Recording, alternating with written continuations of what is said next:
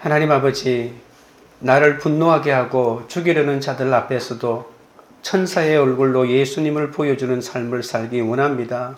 오늘 또 말씀하여 주시옵소서. 예수님의 이름으로 기도드립니다. 아멘.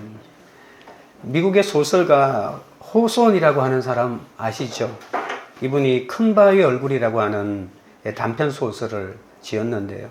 남북 전쟁이 끝나고 난 직후에 이 어니스트라고 하는 이 소녀는 어머니로부터 마을 뒷산 바위 언덕에 새겨진 큰 바위 얼굴을 닮은 아이가 이 마을에서 태어나서 훌륭한 인물이 될 것이라는 전설을 들려줍니다. 어니스트는 커서 그런 사람을 만나보았으면 하는 기대를 가지고 또 자신도 어떻게 살아야 큰 바위 얼굴처럼 될까 생각하면서 진실하고 겸손하게 살아갑니다. 세월이 흐르는 동안 어니스트는 위대한 상인도 만나고 또 여러 전쟁을 승리로 이끈 장군도 만나고 위대한 정치가, 위대한 시인들을 만났지만 이들에게는 항상 무엇인가 모자란다는 생각을 지울 수가 없었습니다. 그 사이에 평범한 농부이자 촌부인 이 어니스트는 자애와 진실, 사랑을 설파하는 설교자가 됩니다. 그는 계곡에서 설교하면 마을 사람뿐만이 아니라 먼 곳에서도 어니스트의 설교를 듣기 위해서 찾아오죠.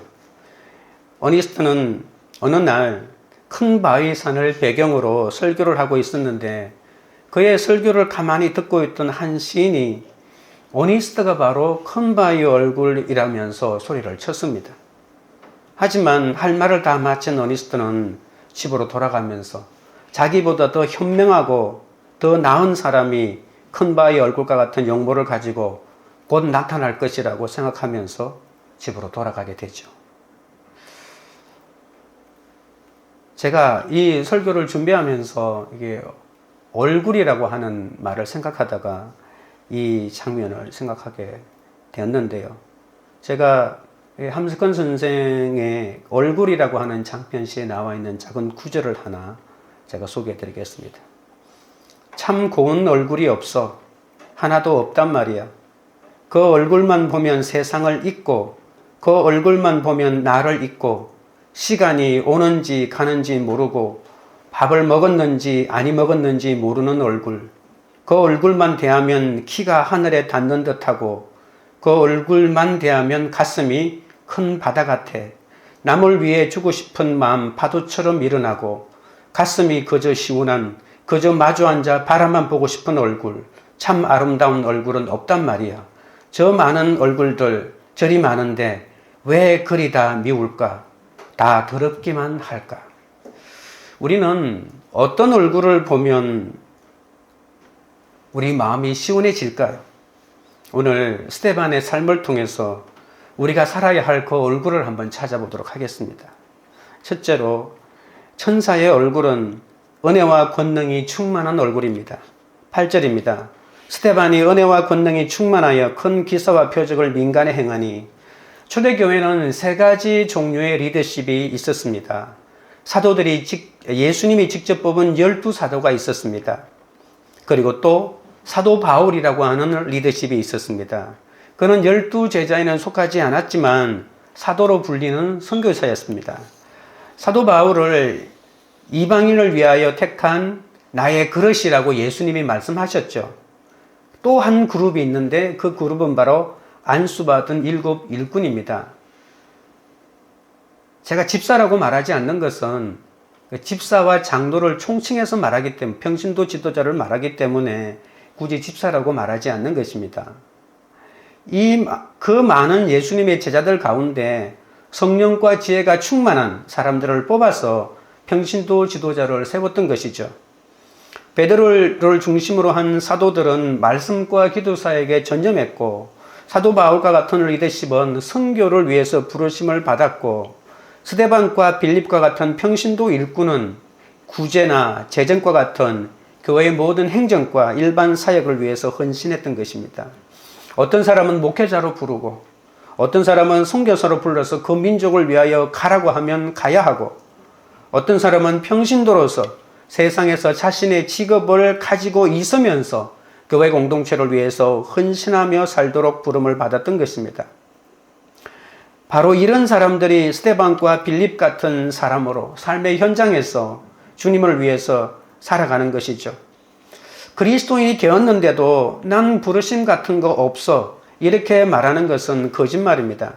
그러니까 모든 사람에게는 다 부르심과 사명이 있는 것입니다. 그 부르심의 목적이 뭘까요? 사람을 변화시키는 것이고 한 사람을 변화시키는 데부터 출발해서 이 세상에 있는 모든 열방을 변화시키는 것이죠. 모든 백성, 모든 족속으로 예수 그리스도를 믿게 하면서 어떤 사람은 목사로, 어떤 사람은 선교사로, 어떤 사람은 평신도로 불러서 그래서 한 교회 공동체를 만들어서 그렇게 함께 사역하면서 하나님의 사역을 감당해 나가는 것입니다.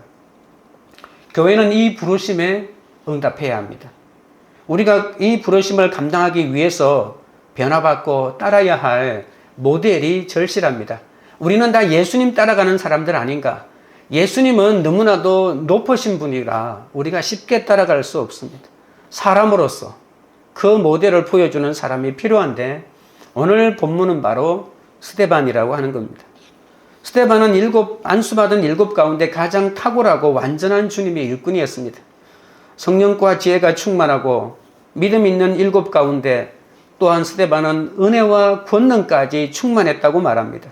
그래서 스데반은 모든 사람에게 존경을 받을 뿐만이 아니라 민간의 기사와 표적까지 행했다고 합니다. 여러분, 오순절 성령 강림부터 초대교회까지 큰 기사와 표적을 민간에 행했던 사람은 사도들 뿐이었습니다. 복음서에서는 예수님만이 그런 일을 했거든요. 사도들은 예수님을 3년이나 밤낮으로 따라다녔으니까 주님의 이적과 표적이 드러난 것이 그렇게 놀랄 일이 아닌 것이죠. 그러나 스데반은 달랐습니다. 그는 사도도 아니고, 여러분, 이 사도가 되거나 아니면 이 예수님 초대교회에서 큰 소리를 치려면 갈릴리 출신이어야 합니다. 세상 사람들에게서는 갈릴리 출신이 보잘것없는 출신이지만 이 예수님의 그룹에서는 이 갈릴리 출신이어야 그래도 한 소리 할 수 있는 그런 그룹인데 이 스데반은 갈릴리 출신도 아닙니다. 그리고 예수님을 직접 보지도 못했습니다. 사도 바울과 같은 사람들도 아무리 큰 능력을 베풀어도 예수님도 한번 보지 못한 사람이 무슨 사도냐고 이렇게 평생을 그렇게 비난을 받고 조롱을 받았는데 스데반 같은 일반 평신도는 말할 것이 뭐가 있겠습니까? 그런데 게다가 헬라파입니다. 이스라엘 땅에 살지도 않았고 디아스포라로 외국에 살다가 예수를 믿고 주님 안에 들어온 사람입니다. 또 하나의 약점은 예수 믿은 지 얼마 안 되는 사람이라는 겁니다. 성령 초대교회 역사가 일어나고 그 제자들이 성령 충만하여 복음을 전할 때 그때 예수 믿은 사람이라 신앙 경력이 일천한 사람이었습니다. 그러니까 모든 조건으로 봐서는 이 하나님의 일들을 감당할 수 있는 사람이 아닌데 하나님의 일을 감당하기는커녕 바로 기사와 이적, 그것도 큰 기사와 이적을 베푸는 그런 사람이라고 하는 것이죠.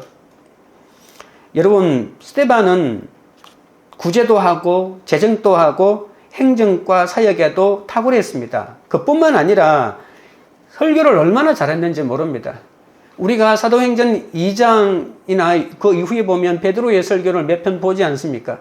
그런데 이제 사도행전 7장, 8장에 보시면 스데반의 설교가 나오는데 모든 구약을 관통하고 있습니다. 어떻게 평신도가 이렇게 설교를 잘하지? 너무나도 놀라운 설교를 하는 걸 보면 이 스데반의 지식 수준이 정말 탁월한 것을 알 수 있습니다. 그렇지만 그는 겸손히 교회의 조직 안에 들어와서 자신이 전문성을 발휘하면서 헌신했던 겸손한 사람이기도 하고 칭찬받는 사람이었잖아요. 신앙의 연륜으로는 사도들과 비교할 바가 아니었지만 그 수준에 관해서만큼은 이미 사도들과 대등하거나 사도들을 뛰어넘었다고 해도 이상한 일이 아닐 정도였습니다. 9절 보겠습니다. 이른바 자유민들, 즉 구레네인, 알렉산드리아인, 길리기아와 아시아에서 온 사람들의 회당에서 어떤 자들이 일어나 스데반과 더불어 논쟁할세. 어떤 자들이 일어났다라고 이렇게 말하는데, 스데반에게 하나님이 주신 모든 달란트를 가지고 교회 공동체에 헌신하고 복음을 전할 수 있는 교회가 주어졌지만, 그것은 곧 축복만이 아닌 이해할 수 없는 일들이 밀어닥치기 시작했습니다. 주전 633년에 로마 제국이 유대 지역을 정복합니다. 그때 이 과정에서 리버디노 구레네인, 그리고 알렉산드리아인, 그리고 아시아인과 같은 로마 제국으로 노예로 잡혀갔던 유대인 가운데 자유의 몸이 되어서 예루살렘으로 귀환하여 각각의 회당을 만들었던 적이 있습니다. 성령의 역사가 예루살렘을 중심으로 주변 도시에 굉장히 광범위하게 영향을 미치자 모든 이방 철학들과 이방 우상들과 이방 종교들이 도전을 받고, 그리고 유대교마저도 이 예수 그리스도의 복음에 대해서 엄청난 도전을 받았거든요. 그들은 스데반이 회당에서 예수님이 메시아다, 그리고 이 성전과 율법은 이제 끝났다, 이제는 예수님이 성전을 대신하고 율법을 대신한다, 이런 말을 막 하기 시작하니까 깊은 적개심을 가지고 이 사람들이 스데반에게 대들기 시작했던 것입니다. 스데반이 먼저 그들에게 예수는 그리스도라고 복음을 전했고, 예수 그리스도를 못 박아 죽인 유대교 신봉자들은 스데반을 고소하고 이는 이단이다 라고 하면서 반박하자 스데반이 다시 그들에게 반박하고 유대인이 다시 재반박하고 이러면서 논쟁이 휩싸이면서 이 아수라장이 되고 말았던 것입니다. 성전으로 상징되는 옛 체제, 그리고 예수님에 의해서 시작된 새로운 부활의 체제, 이 체제는 서로 양립할 수 없습니다. 왜냐하면 성전의 가장 큰 기능이 뭘까요? 사람의 죄를 없애주는 겁니다. 죄사를 통해서 죄를 없애주는 겁니다. 그런데 예수님이 나타나서 회개하라 천국이 가까웠다고 하면서 나를 믿으면 모든 자가 사해진다, 내가 용서해주면 죄가 없어진다, 이렇게 말하니까 성전이 필요 없는 거잖아요. 그래서 성전을 신봉하는 자와 예수 그리스도를 믿는 자는 이렇게 대립하면서 둘 중에 하나만 진리다, 하나는 이단이다, 이렇게 대립했던 것입니다. 적용 질문 드립니다. 결혼이나 직장이나 가정에서 성령의 은혜와 권능으로 버티고 통과하고 있습니까? 그것이 예수님을 보여주시는 큰 기사와 표적이 되고 있습니까? 스데반에게 가지고 있는 모든 달란트로 하나님을 위해서 봉사하고 헌신했는데 이 논쟁이라고 하는 뜻하지 않는 고난이 다가왔던 것처럼 우리도 내가 가지고 있는 많은 장점으로 내가 잘 살아가고 있는 것 같아도 우리가 보이지 않는 반대파들이 일어나서 우리를 힘들게 하고 고난을 줄 때가 있다는 것입니다. 그때는 예수님을 보여주기 위한 좋은 기회구나. 그래서 내가 예수님을 잘 보여주고 그 고난을 잘 참아내면 큰 기사와 표적이 일어나서 예수님이 드러나는데 여러분은 어떠십니까? 라고 하는 질문입니다. 둘째는 지혜와 성령으로 거짓 정인을 물리치는 얼굴이 천사의 얼굴입니다.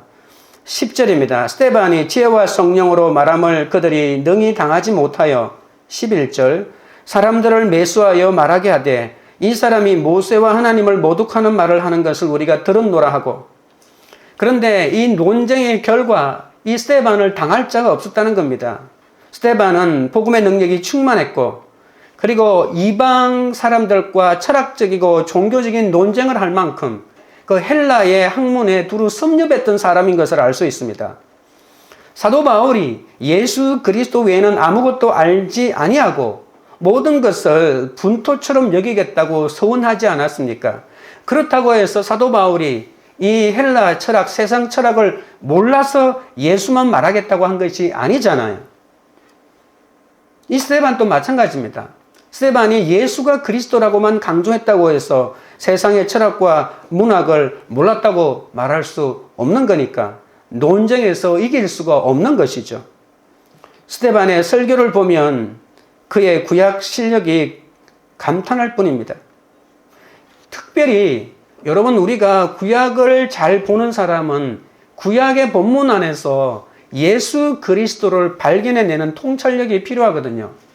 그러니까 수많은 유대교들이 구약 성경을 달달달 외웠지만 그 속에서 예수 그리스도를 전혀 발견하지 못했잖아요. 그런데 스데반의 탁월한 능력을 가졌다고 하는 것은 구약 성경 속에 예수 그리스도를 발견했다는 사실입니다. 그래서 예수를 믿게 되니까 구약의 성경 모두가 다 예수님을 증언하는 본문으로 활용됐다는 것이죠. 스데반은 은혜와 권능이 충만하여 지혜와 성령으로 복음을 전했습니다. 스데반이 전한 복음의 핵심은 예수 그리스도와 십자가였습니다. 그리스도의 십자가야말로 성령의 계시가 아니고는 설명될 수 없는 거잖아요. 아무리 지혜롭다고 말하고 있는 헬라인과 율법을 아는 유대인들도 자신의 죄를 보지 못하니 하나님 속에 감추어진 이 예수 그리스도가는 이 비밀의 경륜을 깨달을 수가 없는 것입니다. 이래서 정상적인 토론과 변론을 통해서는 스데반을 이길 수가 없으니까 11절에 있는 것대로 거짓 증인을 돈을 주고 매수를 합니다. 그래서 스데반이 모세와 하나님을 모독했다고 하면서 내가 그 말을 들었다고 하면서 모함하기 시작합니다. 예수님에게 그 집에 씌웠던 죄명하고도 비슷합니다. 증인이 되려고 하면 반드시 거짓 증인이 나타납니다. 여러분 남편에게, 자식에게, 부모에게, 이웃에게 예수를 증언하려고 하면 거짓 증언이 반드시 여러분 앞에 나타난다는 겁니다. 그러나 증인으로 살고자 하는 사람은 성령으로 인도하시고 성령으로 붙잡아 주시기 때문에 그 누구도 감당할 수 없다는 것을 명심하십시오. 제발 세상 사람들이 가지고 있는 돈이나 지위나 명예나 학식에 주눅들지 마시기 바랍니다. 예수를 믿으라고 하면 꼭 그냥 내 자식을 걸고 넘어지고, 예수 믿으라고 하면 내가 가지고 있는 약점을 걸고 넘어진다고, 제가 한두 달 전에 설교를 그렇게 하지 않았습니까? 빚이나 갚아라 이놈아, 뭐 예수 타령이냐라고 하면 제가 예수 믿고 나니까 빚 갚을 생각이 났습니다. 나 이제 열심히 해서 빚 갚을 겁니다. 이렇게 말하라는 겁니다. 그냥 세상 사람이 말하면 주눅이 들어가지고 그래 맞다, 내 빚이 많지, 내 약가롭도 못하는데 무슨 전도냐라고 하면서 뒤로 물러서지 말라는 겁니다. 네가 예수 믿으라고 하지 말고 네 아내한테나 네 자식한테나 좀 잘하라. 그래 내가 예수 믿고 깨달으니까 이제 아내하고 자식에게 잘해야 되겠다는 생각이 들었습니다. 이제 잘할 겁니다. 이렇게 말하면 되지 않습니까? 스데반이 지혜와 성령으로 말하는 것을 능히 당하지 못하게 되니까 돈으로 사람을 매수하고 스데반을 궁지에 몰려고 온갖 음모를 다 꾸미고 있다는 것입니다. 예배가 예루살렘 성전이라고 하는 이 한 곳에서 드려야 하는 것이 아니라고 하는 말을 신성모독으로 이렇게 몰아가는 겁니다. 아니 이 성전은 하나님이 계신데 하나님이 계신 곳에서 예배를 안 드린다니 이것은 구약에 있는 모든 모세의 율법을 다 폐하는 것이다. 이단 중에 이단이라고 하는 것입니다. 12절입니다. 백성과 장로와 서기관들을 충동시켜 와서 잡아가지고 공회에 이르러. 그러니까 누구를 고소를 해야만이 법정에 세우지 않습니까?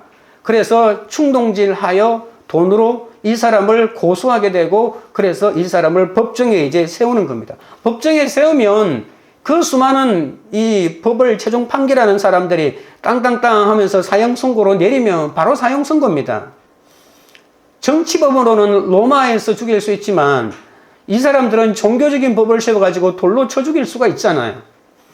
지도자들은 백성과 장로, 서기관들을 충동시켜서 이 스데반을 잡아서 사내드린 공회 재판장에 세웠던 겁니다. 학자들, 그리고 소위 교양이 있는 사람들, 그리고 서기관들이 합산하여 예수님을 죽인 것처럼 이 스데반 한 사람을 죽이기로 한 것이죠. 여러분, 이들은 그 시대 최고의 엘리트지 않습니까? 그들은 백성들을 살리는 일을 하는 것이 아니라 자신들의 기득권을 유지하기 위해서 언제나 백성들을 충동질하여서 자신들의 이익을 지켜내려고 하는 겁니다. 사도행전 5장 26절에 보면 성전 맡은 자와 부하들이 어떨 때는 백성들의 반란이 두려워서 사도들을 강압적으로 체포할 수 없었는데 오늘 본문에서는 이 지식 있는 자들이 돈으로 매수하여 충동질하여 자신의 뜻을 관철시키려고 하는 것이죠. 예수님이 어린 나귀를 타고 감람산 비탈을 내려오면서 예루살렘으로 들어가실 때 수많은 백성들이 몰려 나와서 종려나무 가지를 들고 호산나 소리를 외치면서 예수님을 영접하지 않았습니까? 그리고 일주일도 채 못 되어 예수님이 십자가에 달리는 재판을 하게 되자 바라바를 놓아줄까 예수를 놓아줄까라고 하니까 바라바를 놓아달라, 예수를 죽여라, 예수를 죽여라, 이 소리가 모든 사람의 소리를 집어삼키고 예루살렘마저 집어삼키지 않았습니까? 어떻게 이 사람들은 왜 이럴까요? 왜 도대체 일주일 전에는 예수를 메시아로 맞아들였다가 또 일주일 후에는 이렇게 예수를 죽이는 사람들이 되었을까요? 이들 안에는 다 돈이 들어가 있다는 것을 알 수 있습니다. 정말 깊은 신앙심으로 이단을 척결해야 되겠다고 하는 그 신념으로 이런 일을 하는 것 같지만 충성심이 아니라 그 속에는 다 돈이 들어있다는 것을 알 수가 있습니다. 13절 14절입니다. 거짓 증인들을 세우니 이르되 이 사람이 이 거룩한 곳과 율법을 거슬러 말하기를 마지 아니하는도다. 그의 말에 이 나사렛 예수가 이곳을 헐고 또 모세가 우리에게 전하여 준 규례를 고치겠다 함을 우리가 들었노라 하거늘. 스데반은 거짓 증인들의 무고로 산헤드린 공의 앞에 이 율법과 하나님의 신성을 모독한 피고인으로 세워지게 됩니다. 여러분, 그때 스데반은 얼마나 억울하겠습니까? 여러분이 만단이 무고죄로 재판장에 선다고 생각해 보십시오. 그리고 재판이 돌아가는 정황이 증인들도 막 일어나고, 그럼 여러분 만약에 이 유죄 판결에 날 확률이 많으면 얼마나 억울하겠습니까?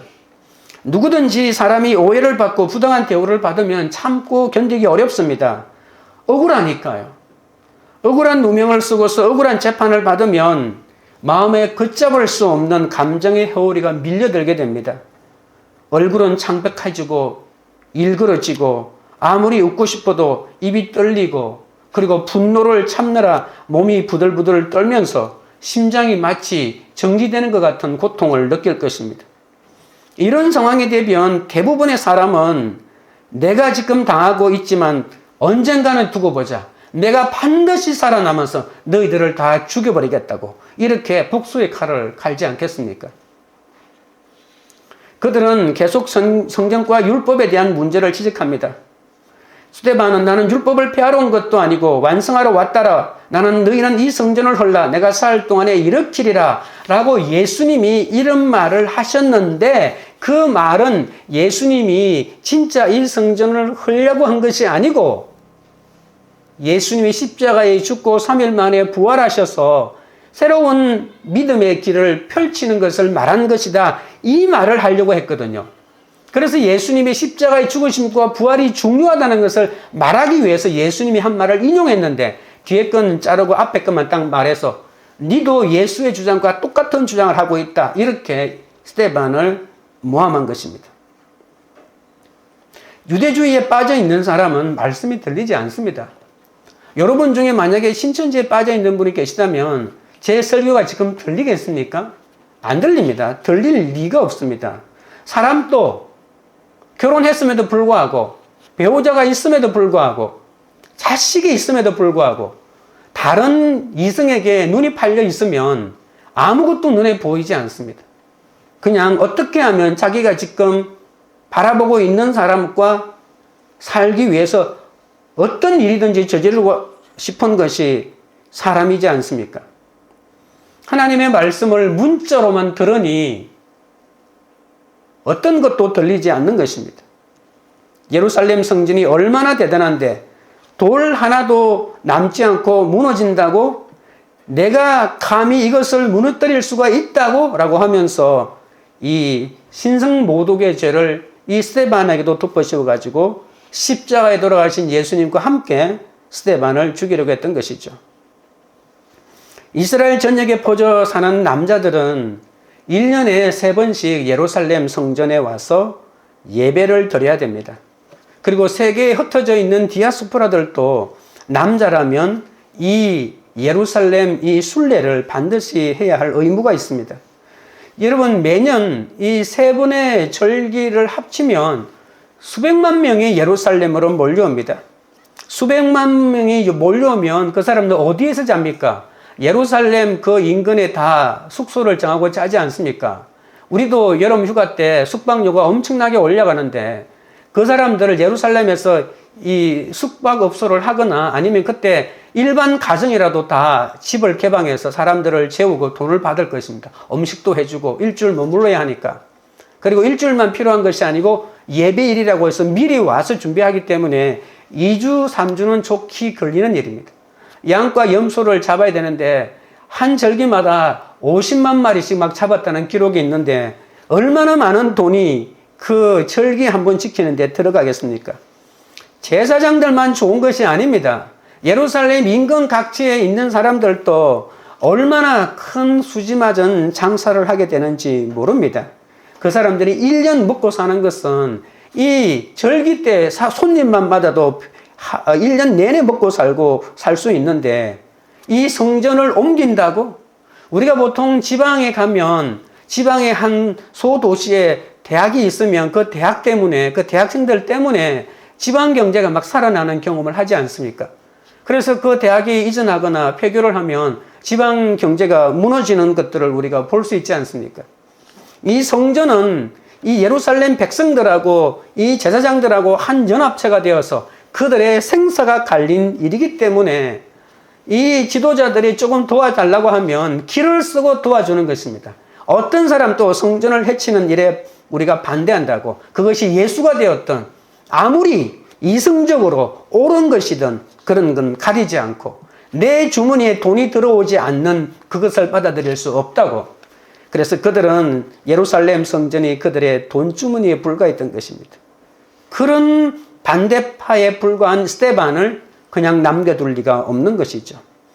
스데반을 편들어주는 사람은 아무도 없습니다. 모두 스데반을 죽이려는 사람밖에 없습니다. 적용 질문 드립니다. 여러분은 자기 일을 성공시키기 위해서 사람을 매수하고 충동시키고 거짓 정인을 한 적은 없습니까? 내가 만약에 그런 일을 당했을 때는 어떤 지혜와 성령으로 거짓 정인을 물리쳤습니까? 셋째는 천사의 얼굴은 하나님이 정인되어 주시는 얼굴입니다. 15절입니다. 공회 중에 앉은 사람들이 다 스데반을 주목하여 보니 그 얼굴이 천사의 얼굴과 같더라. 이제 공회에 참석한 사람들이 스데반이 어떻게 반응하는지 한번 보고자 합니다. 스데반은 절체절명의 순간에 억울하기 짝이 없는 순간인데도 죽음의 공포의 얼굴이 일그러지지도 않았고 목숨을 구걸하는 비굴한 표정도 짓지 않았고 그리고 자포자기의 절망적인 모습도 보이지 않았습니다. 그렇다고 자신을 조롱하고 모함하는 사람들에게 분노로 치를 떨고 그들을 두고 보자, 나가 그냥 안 두겠다고 이렇게 일을 간 것도 아닙니다. 스데반의 얼굴이 놀랍게도 천사의 얼굴이 되었다는 것입니다. 천사의 얼굴과 같았다는 것은 스데반이 말씀과 성령의 충만함으로 그 얼굴에 광채가 났다는 거잖아요. 뭔가 다른 빛이나 광채가 났을 때 천사의 얼굴이라고 하지 않겠습니까? 어떤 사람은 자기가 죄를 짓고도 억울하다면서 재판을 거부하고 부당하다면서 소란을 피우는데, 그러나 스데반은 상상할 수 없는 천사의 얼굴로 지금 빛나고 있다는 것입니다. 우리는 작은 오해도 못 참습니다. 내 자존심에 생채기를 내면 그냥 두지 않습니다. 10년 동안 가슴에 간직했다가 10년 후에 복수하기도 합니다. 그런데 어떻게 스데반의 얼굴이 천사처럼 빛날 수 있었을까? 스데반과 우리는 도대체 어떤 차이가 있길래 그랬을까? 스데반은 몸은 땅에 있는 사람이었지만 마음은 하늘에 있는 사람이라고까지 생각할 수 없습니다. 스데반은 재판정에서 공격과 오해를 받지만 그의 영은 이미 하나님과 함께 있는 사람입니다. 스데반은 하늘 보좌에 서 계신 예수님을 보는 사람이었습니다. 하늘의 길이 문이 열리지 않고는 이 땅에 내가 먹고 사는 모든 것이 이 땅의 가치로 사는 사람은 절대로 이런 표정을 지을 수가 없다는 것입니다. 하늘에 계신 이 하늘의 이치가 깨달아지지 않고는 이렇게 살 수가 없는 것이죠. 저도 가끔 신호등을 이렇게 건널 때, 차를 타고 건널 때 그런 경험을 하는데, 어떤 큰 길에 신호등이 여러 개 있어요. 그럼 제일 앞에 있는 신호등이 빨간불이 나와 있는데, 당장 내 눈앞에 있는 이 불이 빨간불인데, 통과하고 싶은 생각이 없잖아요. 저 큰 길에 저기 반드시 빨간불인데, 그런데 우리가 몇 발자국만 앞을 내다본다면 지금 내가 하고 있는 행동을 멈출 수 있고 교정할 수 있거든요. 우리는 세상 욕망에 사로잡혀서 땅만 보고 살고 있습니다. 우리가 입으로 거룩을 말하지만 우리는 아직 거룩이 뭔 줄 몰라요. 우리는 천당, 천국 얘기하고 지옥 얘기하지만 우리는 아직 천당도 모르고 지옥도 모릅니다. 우리는 죽음이 어떻고 얘기하지만 죽음을 내 직전 앞에 경험해 보지 못하고는 이 죽음도 우리는 모르는 자입니다. 우리는 뭔가 많이 아는 것처럼 얘기하지만 직접 그것을 경험하고 보기 전에는 아무것도 모르는 자라고도 말할 수가 있는 것이죠. 이 스데반은 바로 우리가 말만 하던 그 하늘을 경험하고 있는 이 현장에 서 있기 때문에 이런 것을 할 수 있죠. 얼굴은 이 마음의 창이라는 말이 있지 않습니까? 내 마음에서 거룩과 하나님의 보좌를 경험한 일이 없기 때문에 내 얼굴이 절대로 빛날 수가 없는 것이죠. 그런데 우리가 무엇을 생각하는가에 따라서 내 얼굴이 바뀌게 된다는 것입니다. 입으로 아무리 천국이 어떻고 지옥이 어떻고 얘기해도 내 마음속에 이 세상의 가치로 가득 들어차 있으면 우리는 이 천사의 얼굴을 가질 수가 없습니다. 내 이익이 조금 있느냐 없느냐에 따라서 나의 모든 그 본심이 얼굴로 다 드러나기 때문입니다. 링컨은 나이 40이 되면 자기 얼굴에 책임을 져야 한다고 말했습니다. 이 말은 되게 유명한 말이잖아요. 나이가 40쯤 되면 얼굴이 책임져야 된다고 하는 것은 그 속에 있는 마음이 세상에 있는 이익에 의해서 쉽게 움직여서는 안 된다는 것이잖아요. 그 사람의 생각이 그 사람의 얼굴입니다. 우리는 비록 땅에 살고 있어도 늘 하나님을 생각해야 합니다. 구름만 보지 말고 구름 너머에 있는 찬란한 하나님의 보좌를 보시기 바랍니다. 스데반은 성령의 지배를 받고 예수님의 지배를 받는 사람입니다. 인간이 아무리 수행하고 노력해도 천사의 얼굴을 가질 수 없습니다. 천사의 얼굴을 가진 것처럼 다른 사람 앞에서 자기 아내를 대하고 다른 사람 앞에서 자기 남편을 대하고 다른 사람 앞에서는 천사처럼 자기 자녀를 대하지만 집에 가서 자기 가족들만 있을 때 어떤 개망난의 짓을 하는지 누가 알겠습니까? 이렇게 자기가 속에는 악마의 얼굴을 가지고 있으면서도 끝으로는 천사의 얼굴을 한 사람이 너무 많이 있기 때문에 우리가 보는 대로 믿지도 않지 않습니까? 우리 안에 성령이 계셔야, 내 마음속에 성령의 주인이 되어야 이 스데반의 얼굴을 할 수가 있는 것이죠.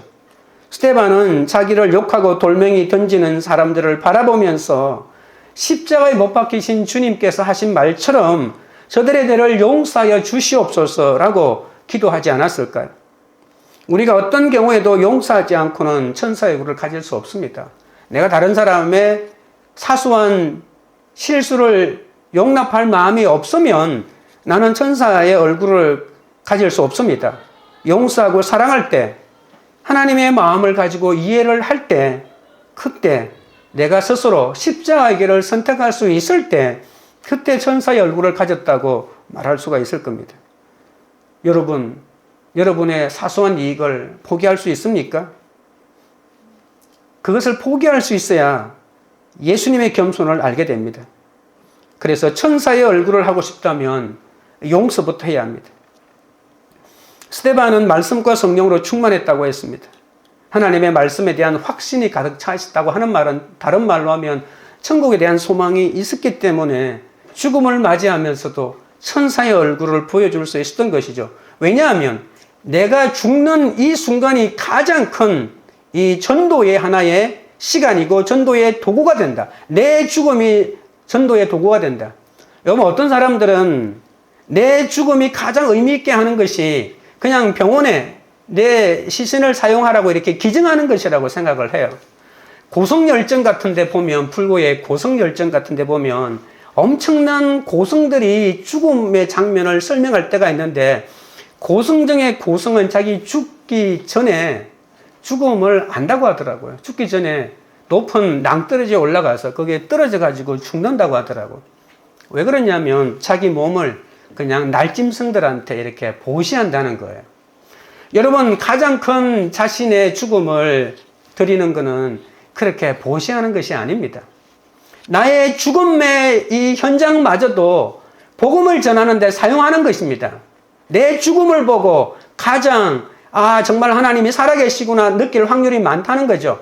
예수님의 죽음의 마지막 현장을 보고 자기가 메시아라면 이거 걸어서 내려오라고 이렇게 수많은 사람이 조롱했지만, 예수님이 끝까지 내려오고 거기서 십자가 달려 운명하시는 걸 보고 로마의 백부장이 저는 실로 하나님의 아들이었다라고 고백하지 않았습니까?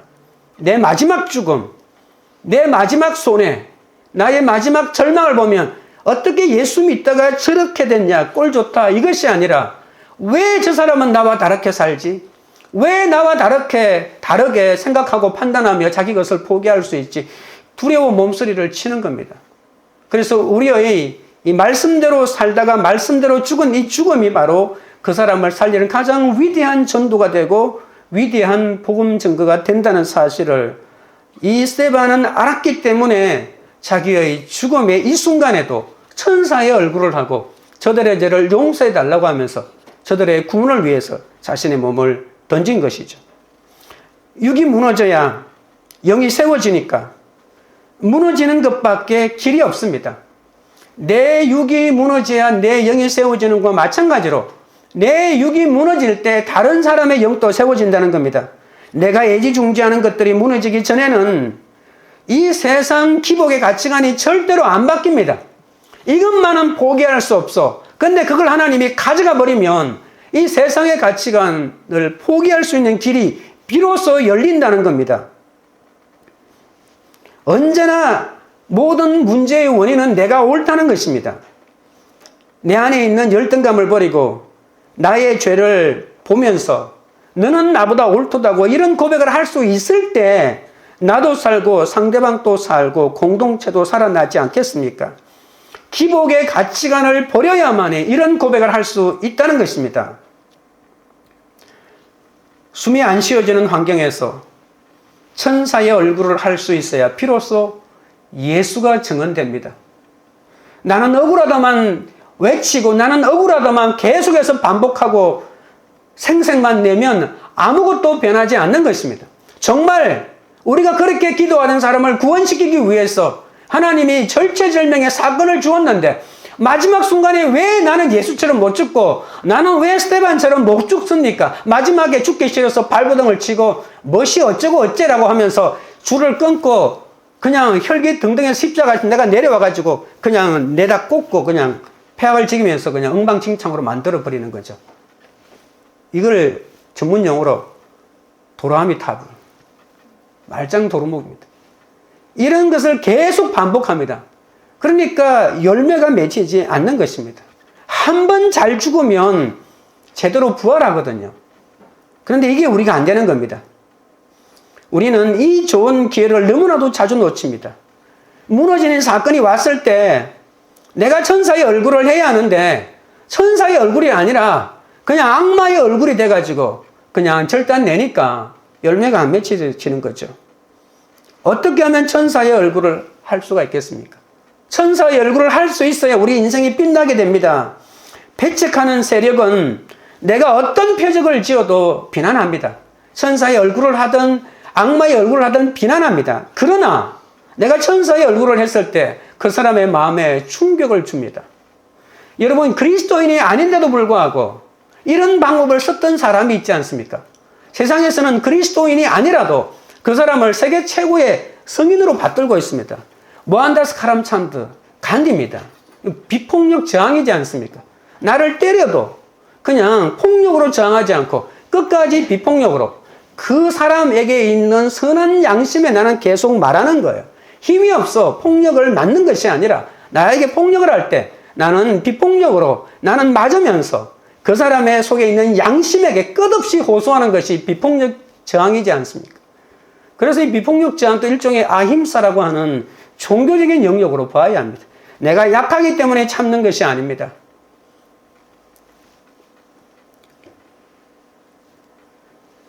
하나님이 정인이 되어주시는 얼굴은 말씀의 인도를 받는 얼굴입니다. 누군가가 나를 비난하고 욕할지라도 내가 가지고 있는 이 성품으로는 절대로 천사의 얼굴을 할 수 없으니까 성령의 도움으로 그런 것을 가능하게 하는 것이죠. 그의 영혼에 대한 영혼의 구원을 위한 애통한 마음이 나에게 생기느냐 생기지 않느냐가 그 사람에게 천사의 얼굴을 보이느냐 보이지 않느냐에 결정할 수 있는 가름이 될 것입니다.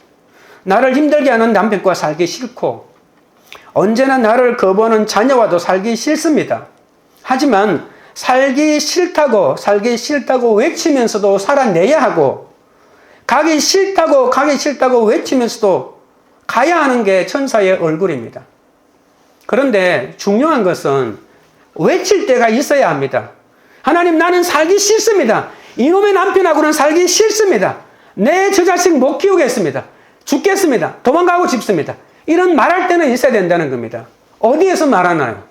기도하라는 겁니다. 그리고 교회 공동체에 나와서 말하라는 겁니다.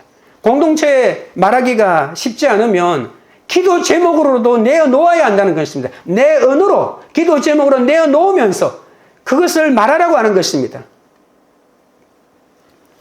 지금 당장 나누기 어렵더라도 이런 살기 싫다라고 하는 이 외침이 있어야만이 나는 지금 힘듭니다. 나는 못 견디겠습니다. 이런 것을 나누어야만이 여러분이 살아납니다.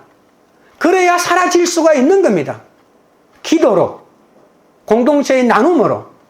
여러분 속에만 가지고 있으면 여러분을 죽이는 독이 될 것입니다.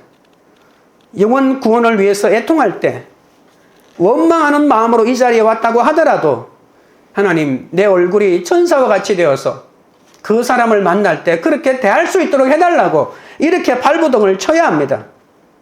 세상의 모든 욕심을 내려놓는 것과 그 사람에게 천사의 얼굴을 하는 것과 맞닿아 있습니다.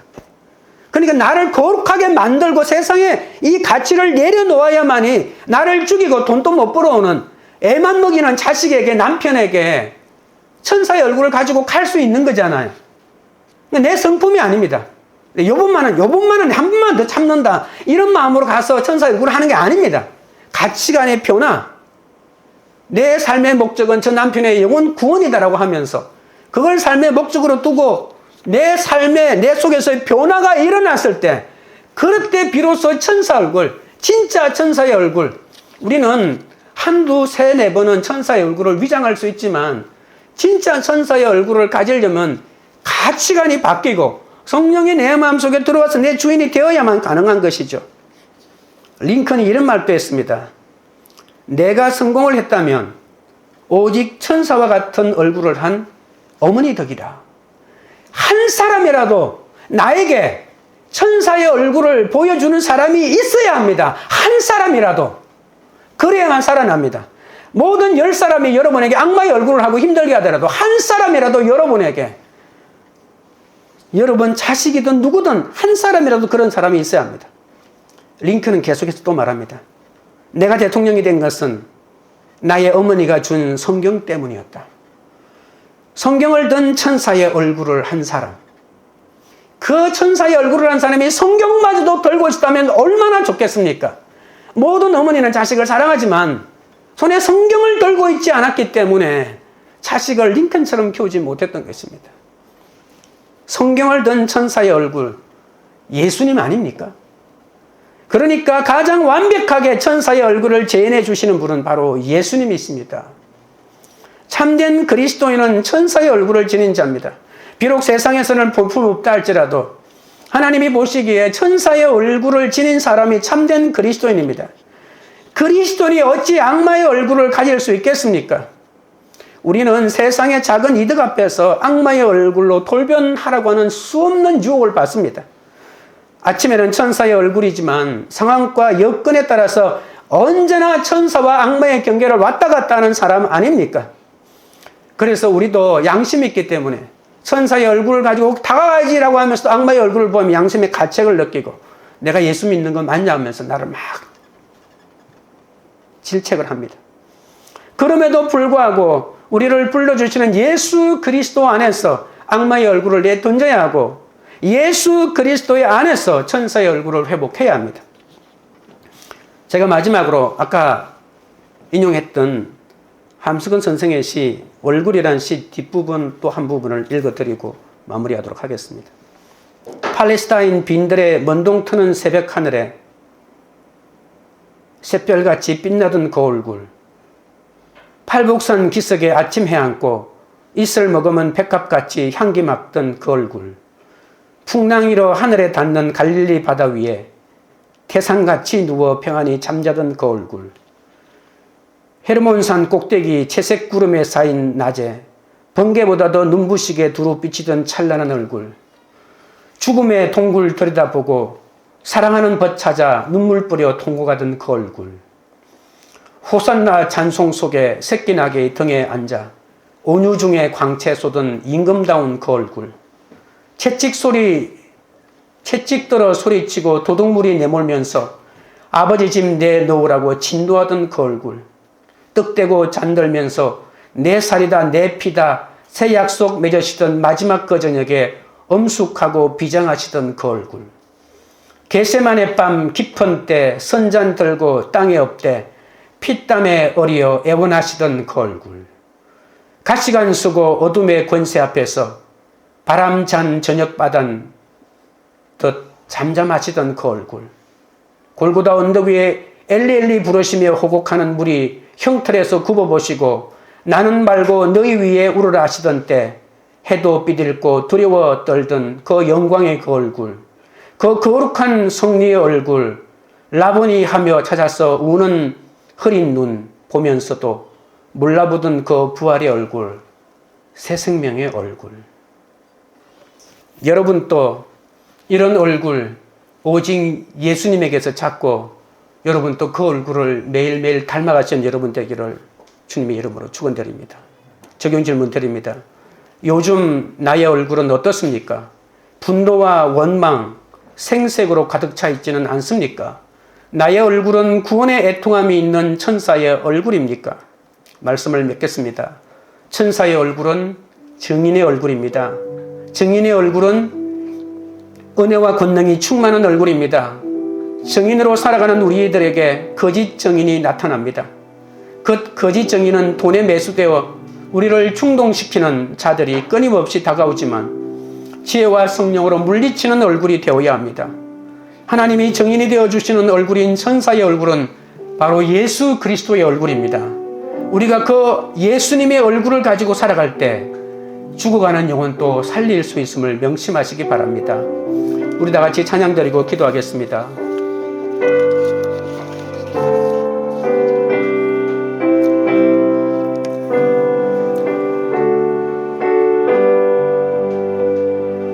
내 주를 가까이 하게 함은 십자가 짐 같은 고생이나 내 일생 소원은 늘 찬송하면서 주께 더 나아가기 원합니다. 내 고생하는 것 옛 야곱이 돌베개 베고 잠 갔습니다. 꿈에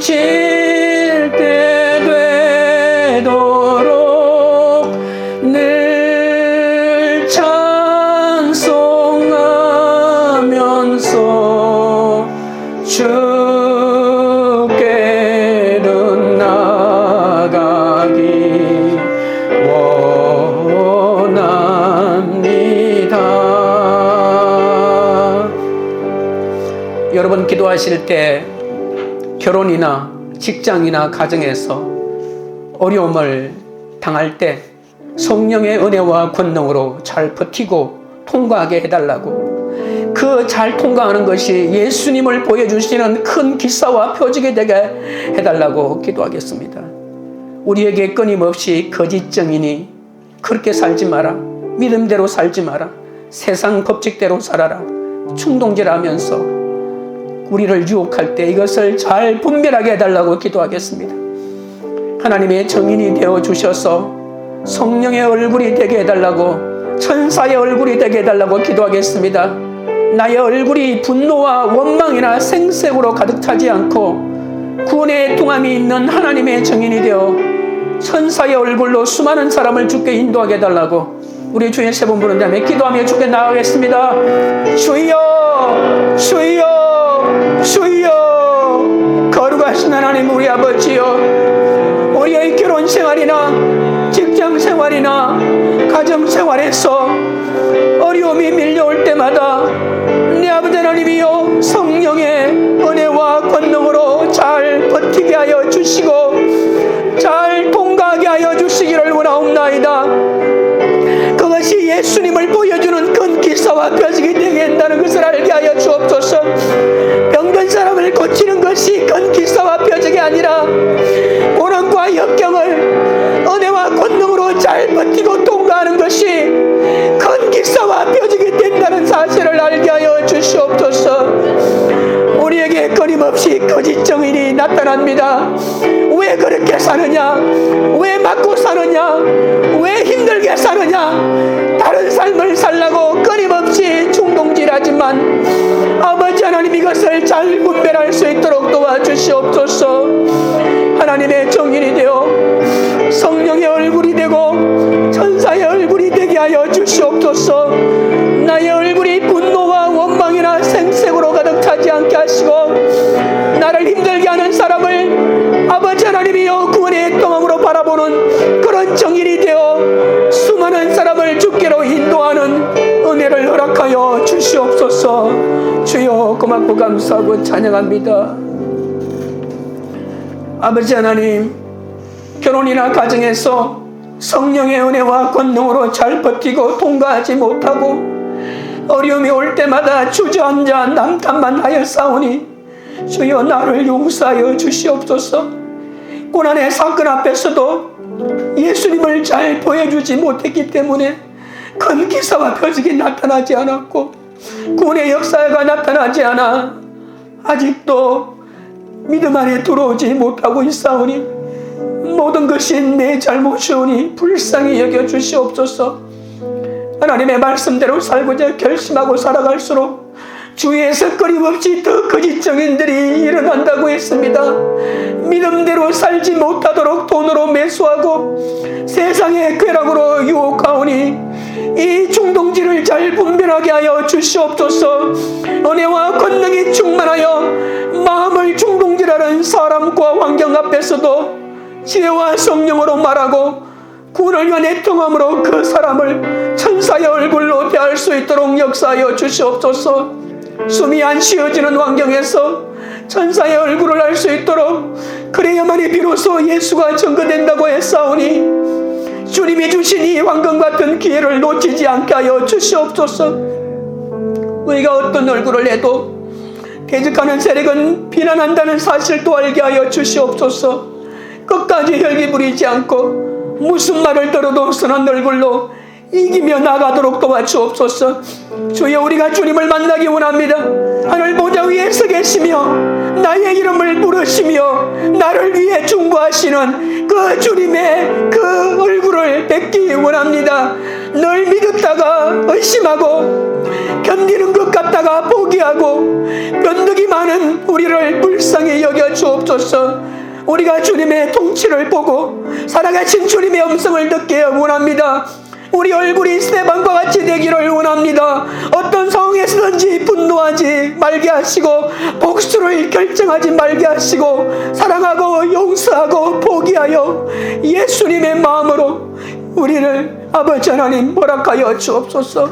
광교우리들 교회가 은혜와 권능이 충만한 천사의 얼굴로 정인되는 공동체가 되게 하옵소서.